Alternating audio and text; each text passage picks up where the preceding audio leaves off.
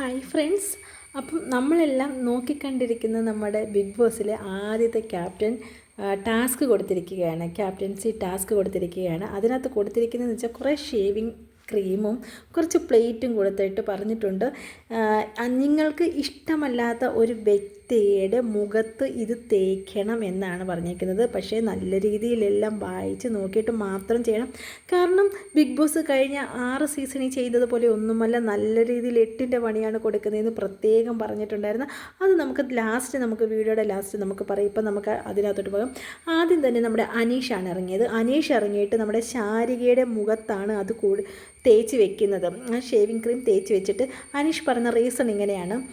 അതായത് പിന്നെ ഈ ശാരിക ആങ്കറായിട്ടിരിക്കുന്ന സമയത്ത് ഗസ്റ്റായിട്ട് വരുന്ന ആൾക്കാർ, ഞാൻ മുമ്പത്തെ വീഡിയോയ്ക്കകത്ത് പറഞ്ഞിട്ടുണ്ടായിരുന്നു, ഗസ്റ്റായിട്ട് വരുന്ന ആൾക്കാരെ നല്ല രീതിയിൽ ഇറിറ്റേറ്റ് ചെയ്യുകയൊക്കെ ചെയ്യുന്നുണ്ടായിരുന്നു. അപ്പോൾ അത് ഈ ഗസ്റ്റും ശാരികയും ചേർന്നുള്ള ഒരു ഷോ ആണ്. അത് നാട്ടുകാരെ പറ്റിക്കുന്നു എന്നുള്ള ഒരു, നാട്ടുകാരെ പറ്റിച്ചാണ് നിങ്ങൾ ഈ ഷോ ചെയ്യുന്നത് എന്നും പറഞ്ഞുകൊണ്ടുള്ള റീസണാണ് നമ്മുടെ അനീഷ് അത് ശാരികയുടെ മുഖത്ത് തേച്ചിട്ട് പറയുന്നത്. അപ്പം പിന്നീട് ഷേവിങ് ക്രീം മുഖത്ത് വന്നേക്കുന്നതെന്ന് വെച്ചാൽ നമ്മുടെ രേണുസുധിയുടെ മുഖത്ത് നമ്മുടെ തക്രാൾ കൊണ്ടുവന്ന് തേച്ചിട്ടുണ്ട് കേട്ടോ. അപ്പം ഞാൻ നമ്മുടെ പഞ്ചാബി ഹാഫ് മലയാളി എന്നൊക്കെ പറയുന്ന നമ്മുടെ തക്രാളുണ്ടല്ലോ, പുള്ളി പറയുന്നത് റീസൺ ഇതാണ്.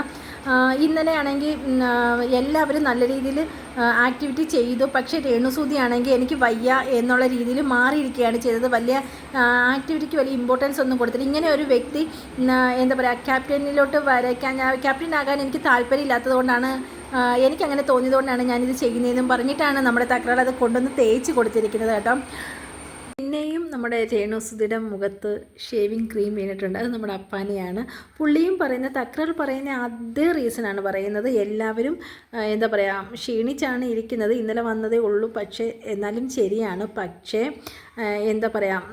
ഈ ആക്ടിവിറ്റി തരുമ്പോൾ നമ്മൾ ആ ഒരു രീതിയിൽ കളിക്കണം. ഇത് എനിക്ക് വയ്യ എന്നും പറഞ്ഞുകൊണ്ട് മാറിയിരിക്കുകയാണ് രേണുസുധി ചെയ്തത്. അതുകൊണ്ട് തന്നെ രേണുസുധി ക്യാപ്റ്റനാകാൻ അർഹതയല്ല എന്നാണ് നമ്മുടെ തക്രാളും പറഞ്ഞുകൊണ്ടിരിക്കുന്നത്. അങ്ങനെ പുതിയ ഓരോ അപ്ഡേറ്റ് വന്നുകൊണ്ടിരിക്കുകയാണ് കേട്ടോ. ഇത് അടുത്തത് വരുന്നത് നമ്മുടെ അനീഷാണ് കേട്ടോ. അങ്ങനെ കുറേ പേരുടെ മുഖത്ത് ഷേവിങ് ക്രീമൊക്കെ തേച്ചിട്ടുണ്ട്. നമ്മൾ ചുരുക്കി പറയാം, വീഡിയോ ലെങ്ത് ആക്കുന്നില്ല.